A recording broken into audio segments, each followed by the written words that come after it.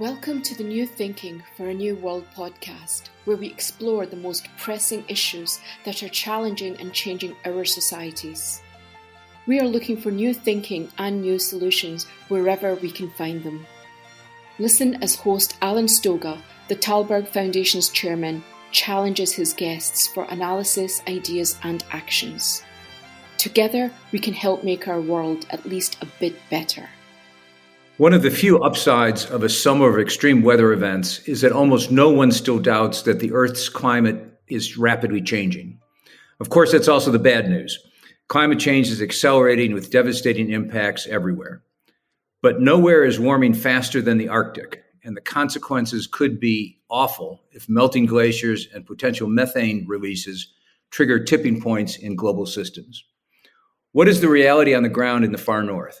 How fast are conditions changing? And more importantly, what can be done to mitigate or adapt to rapid change? What can the rest of us learn from those efforts? My guest today is Tero Mustonen, a scholar of Arctic biodiversity and climate, a leader of the SnowChange Cooperative that works with indigenous people and climate issues throughout the Arctic, and currently the head of his town of Selkie in North Karelia, Finland. Welcome, Tero. Thank you, Alan. I'd like to start with a personal question to scale the reality of the changing climate. You spend a lot of time in Finland's forests and on the waters. Indeed, I think you started as a fisherman before you did your doctorate. What are the biggest differences you have experienced now compared to when you were young? Well, I'm now 45 years old, so I'm one of those fortunate people that were able to witness and experience our winters here in the Boreal Finland back in 1980s. And both the older fishermen and I myself also remember very explicitly the winter of 1987 and 86, when we still had minus 35, 40 degree, long-lasting cold spells in January, February, and you could almost argue that the seasons were in place. You could predict certain stability. Spring will come at certain time at the end of April, autumn will commence in September, and winter sets in at the sort of mid-November to December. And now, given all that's going haywire, those are, of course, nice memories of a much more stable climate. Your academic work focused on Finnish traditional knowledge in relation to water. And as I've gotten to know you a little bit, at least through the web, one of the continuing themes of your work seems to be an effort to blend traditional knowledge, ancient observations, with academic research. What can academics learn from the indigenous peoples? And are they willing to? Well, that's a very good question. Or actually, it's kind of two sets of questions. Can they and are they doing it? What can academics learn from these knowledge systems that can date back hundreds of years, or in the case of, for example, indigenous Australians, tens of thousands of years, is a set of values. And those cultures that have long-lasting connections with their ecosystems, with their home areas, and first and foremost, memories of these places, can convey at their best very profound understanding of how change looks like, what are the drivers of change, and ultimately, what are the solutions? Because, of course, if we think of scientific knowledge, you don't find scientific data on temperatures or weather events often dating back more than a century or 50 years. And therefore, the engagement with the indigenous or traditional knowledge in different parts of the world, if you do it well and in a kind of a respectful way, may yield completely different drivers of change and important context. But the other side of the coin, which is the fact that is science listening, is equally on the table. And we also have to acknowledge the power position that science has, because the way research and science has been put into the context over the past 400 years has become the dominant way of understanding ecosystems, or in fact the whole universe and the world. And in order to try to come to a place where those two systems of ways of knowing would have a dialogue requires acts of being humble, and of course acts of being able to listen. And when you have very strong power narratives of how things are, it takes a long time and very special individuals within science to have those skills to come to a place of understanding and realization of what the capacity and potential of engaging with traditional knowledge could be. So it's almost like a individual journey on the researcher level, and then as a collective effort, when we discuss traditional knowledge and its relations with science, it's also a very profound conversation on what happened over the past 300-400 years. We shouldn't forget that a lot of these knowledge systems that are now revered or cherished were under attack and concentrated nullification by the state, by the church, by the power society back in the day. So that's kind of and in many ways they were also declared illegal. So now we have a very wonderful, I guess you could say, moment in time when we can have profound dialogues, but you still need to understand and come to a place of listening in order to start to see the wider picture. And to be specific about climate change, are there things that knowledge, that indigenous knowledge can bring to the climate change conversation that might change not just how we understand, but what we do? Because clearly we're at a moment where we have a pretty good understanding of the problem. We aren't doing so well on the solutions. To be diplomatic. Well, Alan, that's well put. Yeah, well, it starts from the basic facts of where we are today. And one of the realizations that not many people know is that if you think all across the globe, about 80% of world's remaining biodiversity, meaning natural systems that are still functioning to a certain extent, can be found on indigenous and traditional community lands. So that's in some ways the metrics and the best possible evidence that something is going on in terms of what they are doing that is worthwhile investigating and having a respectful dialogue with. Now, what are the solutions that indigenous peoples, for example, or traditional knowledge could offer to the world? Come in many forms, but it's not magic. It's not some kind of a Star Wars force that comes and emanates, and suddenly everybody will be singing around the campfire and we are saved. What can we, for example, do regarding radioactivity or highly acidic waters? There's not much that indigenous peoples can do except to observe and inform and of course, recount the further damages that may have taken place if there was pollution or something else. So when I think of that in terms of climate change, I think perhaps the most profound things we could try to investigate and learn from regarding indigenous peoples and their long-lasting engagement with the planet is the realization of the sentient landscapes.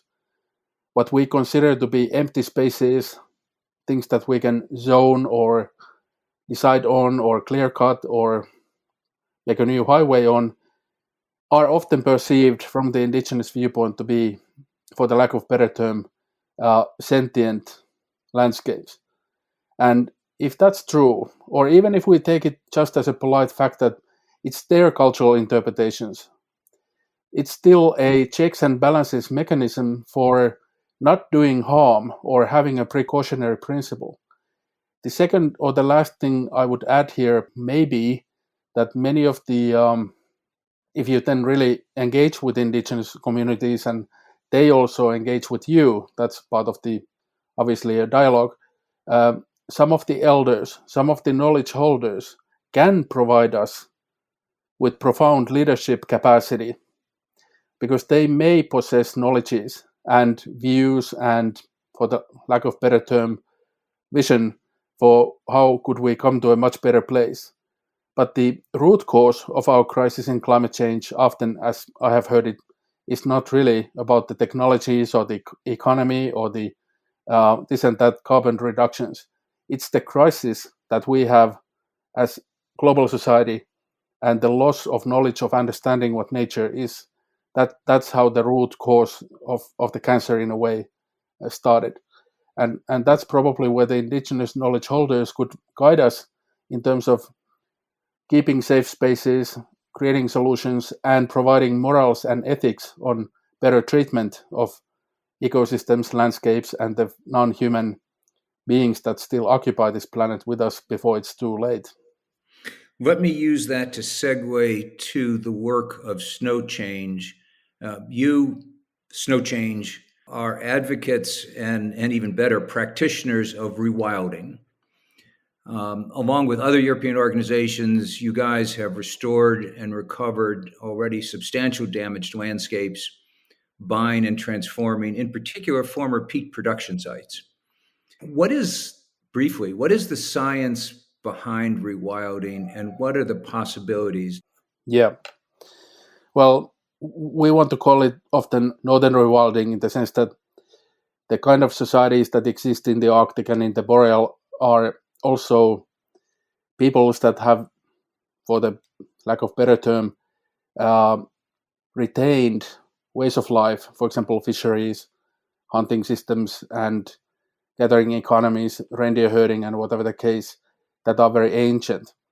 There are practices here and knowledge that can be combined with science to restore and, as you said, provide for large-scale and landscape-wide rewilding. The logic behind our work, for example, here, and this take on rewilding, this specific way of doing it, has to do with the fact that no more land is being made, or maybe in China or some Hong Kong, they are creating artificial islands. But the fact remains that on this planet, there's not a single hectare or acre being made anymore. And now that we are so deep into this crisis, it's obvious that we have to conserve and maintain those core ecosystems that are still functioning, delivering, and offering us climate security. And however, the vast potential, especially in the boreal forests and peatlands on climate change action, comes then into play. And what I mean by that is that not all people know that 1/3 of world's soil-based carbon is located in the Arctic and in the boreal peatlands and forests. And many of those sites are degraded. They have been utilized by humans for peat mining, for forestry, for ditching, or whatever the cause might have been back in the day. Now we have come up with a way of combining traditional knowledge and the latest science to move fast over landscapes and rewild them. And what that actually implies in practice is that sometimes, depending on the site, you always have to look at the actual site. We may have to have an early human intervention. So if it's a moonscape, there's nothing in the ecosystem. We may have to use caterpillars, diggers, and things like that to create, for example, wetlands that can then instigate and be the seed action for return of the succession of boreal peatland, the species, the birds, the sphagnum, and other drivers of natural processes on those sites. But there's a point in time, and we of course hope always that this point is as early as we can, when we let go. And the notion of rewilding is to really trust nature and her guidance on who comes back, in what order, and how. And in short, the action on rewilding here in the north, in the boreal peatland especially, matters for the whole planet in two ways. One, we are recreating huge carbon sinks and saving a lot of carbon on the ground. So, for example, on a 100-hectare site, we might be able to stop over 1 million kilos of CO2 from being emitted to the atmosphere a year. These are not trifle numbers. And secondly, because so many of the birds of the world come here to nest in the summertime, we are able to create safe havens for biodiversity that are then again part of the huge northern wonderful puzzle of how nature functions. And ultimately, these become also equity sites where our communities that have faced large-scale natural extraction by the state, for example, we are now healing and restoring these, rewilding these lands and creating jobs, creating well-being, and many people are feeling proud of the fact that their traditional knowledge, their commitment to restoration of habitats is taken seriously.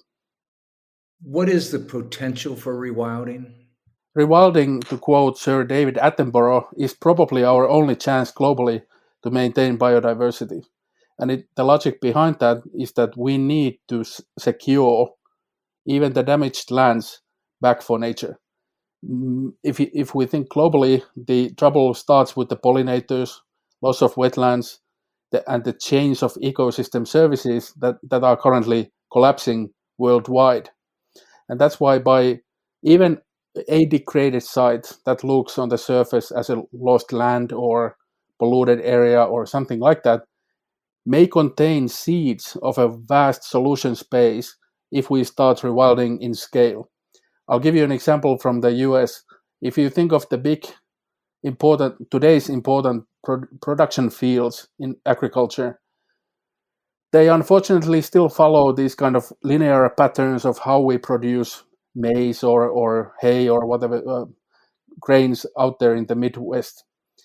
Rewilding could be coming in and saying to the farmers and to the people, you will earn better money and we will try to make this work better on your lands if you allow more, for example, natural succession happening, wetlands here and there, trapping of carbon dioxide using more natural style landscapes and so on and so on.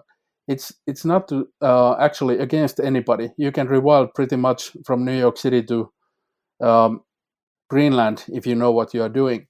The only place probably where you can't do much is Antarctica because of the still ice that hopefully stays there. But the potential for rewilding matters on global scale.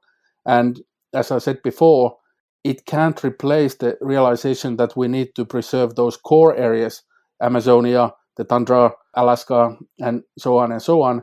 But it can be a very powerful and fast mechanism to come to a place to suck more carbon dioxide out of the atmosphere by recreating natural carbon sinks and sites, and give what we, I think, need first and foremost, space and time for species to function, because without the pollinators, we won't be here for too long either. If you feel that the world lacks global leaders, please help support the Thalberg Foundation programs. Individual donations are being accepted at thalbergfoundation.org/donate. That's TALLBERG foundation.org/donate. Let me segue to the IPCC, COP, and politics. You served as a lead author during the current IPCC. I would argue that past assessments have, if anything, been too cautious, but at least they contributed, very importantly, to forcing politicians to begin to deal with the science of climate change. What is the role now of the IPCC as we head towards COP26 in a few weeks? Alan, that's a very timely question. I have spent all of today, with my colleagues drafting the summary for the policymakers. And of course, we are exactly on this question now. However, IPCC operates within the world of science. It's the most important science process of what world's countries know about climate change. It has been criticized in the past for being too conservative, too slow, and it comes out every 7 years or 5 years with different reports. There's some advantages also to the fact that we take a couple of years to take stock of what science has been saying. And even a single paper actually doesn't matter too much. In order to come to a scientific consensus on a big issue like climate change, or how big and vast the changes are, or what's driving them, we need proper evidence. And that's why some of the IPCC will matter in COP in Scotland over the next few weeks and next month, because of the fact that, in a way, it's our evidence base. Now the governments, and it is the very first COP, and the report that's coming out now and came out in August, that's post Paris Climate Treaty. And for most part of the world's countries that are part of the Paris UN Agreement on climate change, that will be then like a checks and balances moment when the evidence is in place and they have to come to a agreement on what will we do on 1.5 or whatever the case. So in that sense, lifetimes have been spent and people have taken extraordinary measures in the world of science to, in the middle of COVID, to try to fight for the best possible report we can. But I'm the first person also to admit that the IPCC also needs reformative steps. We need to engage, for example, with indigenous knowledge, with vulnerable groups.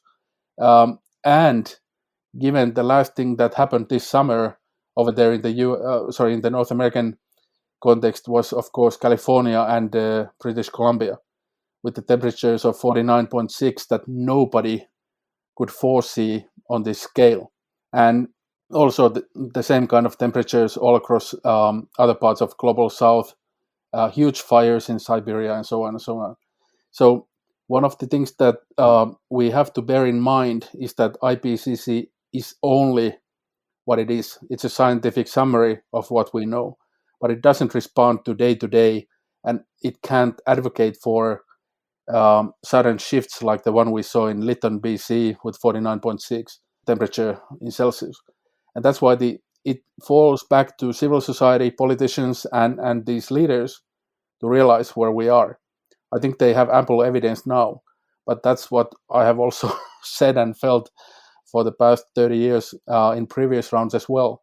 And of course, I'm not too optimistic of getting a breakthrough there, but at least we have done all that we could within the IPCC. It's not a question of optimism or pessimism. It is a question of reality. Politicians in most countries, but certainly in too many countries, have been afraid to be honest with their citizens about where we are. That's the role the IPCC has played, and what needs to be done.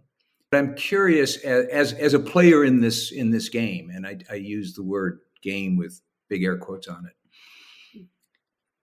do you think the real action that will matter is going to come from the top down, or come from agents like SnowChange, like other organizations that are actually doing stuff, as opposed to politicians who are in most cases subject to election every now and then, who are afraid to take dramatic action? If we're going to bend the arc of the changing climate, are the actors who bend it going to be those who are actually doing things, or are they going to be political leaders? And well, this is of course the most profound question of our time. It's also the most profound issue of our lifetime in the North and in the around the world. My personal opinion is that, which of course doesn't advocate the IPCC position, but just personally, is that most of the governments will fail, and most of the governments will be able to do something too late. That's why emergency services and especially military will have a role to play in large evacuation actions, rebuilding cities, recreating refugee camps. And probably it's only, unfortunately, the military systems that will ultimately be on hand when a lot of these horrible things will happen. And there's not much that we rely on in terms of the governments. However, the governments are the only thing we have. So it's also a debate on how much and to what extent we can maintain this particular kind of political order, financial order, security order in the world. And as long as we don't explore the unhealthy, and often it has been said they are also greedy, fundamentals of our global market system, for example, it is very unlikely that these kind of governments are able to function in time to save us from the worst, even though we, of course, try to supply them with the information every day. So therefore, the agency of change, or what will work, rests often with organizations that are having far longer vision of action beyond election cycles and commitment to their, for example, in our case, to our home communities and landscapes. I personally started this work 21 years ago, and It's only by witnessing the physical comebacks of species, cleaner waters, and the feeling and engagement with our rewilded sites and conservation sites that the hope starts to emerge. And ultimately, what we are discussing is a sense of reality. The machinery, the political realm, and the global society has a set view on reality. That's been funded and created by certain interest groups. Reality rests elsewhere, and organizations like ours or others that are doing this are often facing the world as it really happens, the good and the bad, and the kind of real world evidence that happens, whether it's Inuit whalers out in Alaska witnessing permafrost melt events or tsunami happening in Thailand, or and what I'm trying to say here is that there's a gap. How do we address that gap? The only way to address that gap is through two actions. Knowledge, so we have to communicate much better where we are and how bad things are, and try to inform and get more resources to this kind of work that actually does something and physically transforms landscapes back into health. And secondly, human societies are not led with intelligence, money, science, or market forces. Humans are often, and they should be led, in our opinion, with the spiritual guidance. And I don't use that word lightly. I'm referring here to all of our spiritual traditions that have the same kind of a core message, which is that humans can have a good life. We are not the enemy of nature. We are not here to conquer, destroy, or pillage our home. And that's, in a way, the gap. That's how we cross the gap. That's how we cross the desert. How we do that in practice rests then on all of our societies to come to a new place. And my fear is that we will not come to that place before massive disruptive change happens. And a lot of these interests that are driving our sense of reality today have to go. It's never too late, but it will be later in the game, so to speak, if you refer to the game. And we are not there yet. We are still pretending that we have the luxury of this and that. We have the luxury of deciding on 1.5 or 2 point that or 3.5. None of that really matters. Change is so big underway now, or these kind of changes in the oceans, for example, the way species are moving further north, deeper, the way forests are behaving, and all these actions which are something we will not be able to stop are reshaping our planet already. And that's why the only thing that matters today in my mind is the gap. And how do we cross that gap? We can do it in an orderly fashion with the minimal number of casualties, with the minimum number of damages, and minimum number of people harmed. Or we can do what humanity often does, which is the train full speed to the wall, and then we count the dead and pick up where we can. But we are in a nexus of a very profound moment on the planet. And I'm not too interested in actually, I get to meet with the governments and prime ministers and so on, but the real action is really always on the boots with the ground, or boots on the ground, and restoring every single acre and hectare. Because more we can do that, we can rely that there's a fighting chance for natural systems to continue to operate. And humans are nothing if those systems are not functioning. Do you think, and I use the word ordinary with humility in quotes, ordinary people understand or are beginning to understand what you just said? And again, I'm less interested in what presidents or prime ministers think than because they'll think and do or not do. But it really is at the end of the day about whether people begin to change attitudes, values, and ultimately act. Are you seeing that? You have a unique position because you deal both with the highest and with the most ordinary. Are people starting to get it, do you think?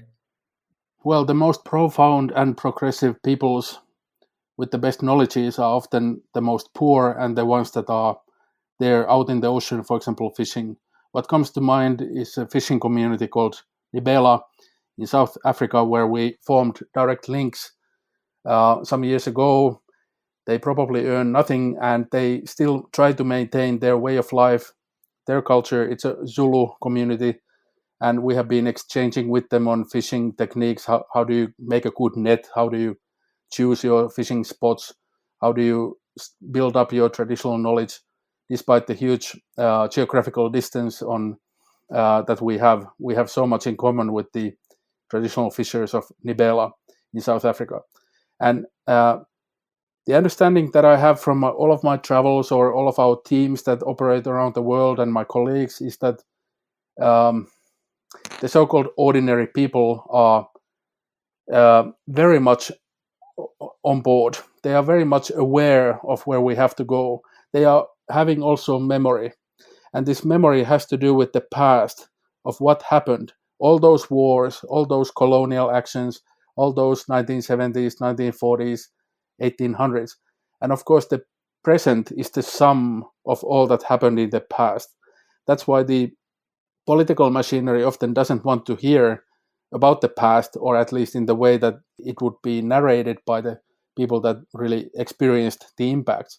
That's why the hope and understanding of what climate change implies, I think, it is shared by a majority. I wouldn't argue that all people will understand or care about the urgency or how bad things are actually right now. I think a lot of people are also surviving in a post-COVID and middle of COVID situation. I spoke earlier today to Alaska, to one of our Inuit partner villages, and they are heading to another lockdown because so many people are not taking the vaccine, and they are believing in those kind of stupid news that alter the truth. But the point is that any person living under these, what I said earlier about the sense of reality that's really built on living on the ground with the nature or in a city, and you live your normal life, are probably the people that will support most climate change actions, because they understand that there's something to fight for. Life matters. It's not about the money. It's about the beautiful way of growing up as a human being, a woman or a man, and realizing your pathway through life. And it's worth fighting for, and also experiencing nature, the birds, pollinators, trees, fish, and all the other things out there. So it's really about the gap, and the gap has never been solved. I don't think it has. We have never found a country or a place that has come to a place, with the exception perhaps of South Africa with the Truth Commission and Mandela. And the difficulty is that to try to summarize an extremely complex conversation or question is that, where are the Mandelas of this century? Where are they? We don't have those kind of country figures or Mandelas or others that would be able to convey in ways that people listen to and understand. The ordinary person would be able to listen to and say, yes, I understand, I support this, and this is where we have to go in order to survive. We don't have that kind of leadership today, exactly because of those ways of why politics doesn't work, and on and on and on. And I think this is therefore reinforcing the gap. And I don't have a good solution on how to bridge that gap for anything else except to do the work that, for example, my colleagues and others are doing, which I think matters the most, which is to save the ecosystems and where we can rebuild them, and not to repeat the mistakes of the past. But it's also a very profound position, because you see the past, you see the power, you see the mistakes that happened, you see the wars and all the things that we can learn from. And then you look to the beautiful future. It will be a new planet, but it's still our home. And there's so much to do. There's so much to rebuild, so many opportunities to heal the land, the people, the communities.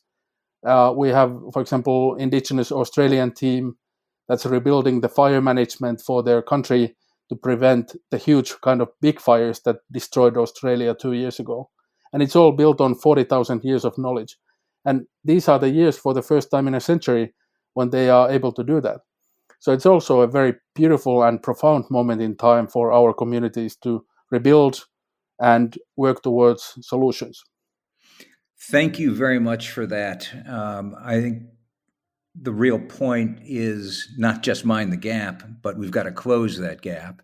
And with the work that you're doing, others are doing, that's possible. It's necessary for sure. Whether it's possible, I guess we leave to others to decide in the future. So thank you very much. I enjoyed the conversation. Thank you, Alan. All the best. Thank you for joining us. Please rate our show on Apple Podcast and subscribe. Meanwhile, you can find us on Facebook, Twitter, and Instagram, or you can subscribe to our newsletter at tallbergfoundation.org to learn more about our work. That's TALLBERG foundation.org.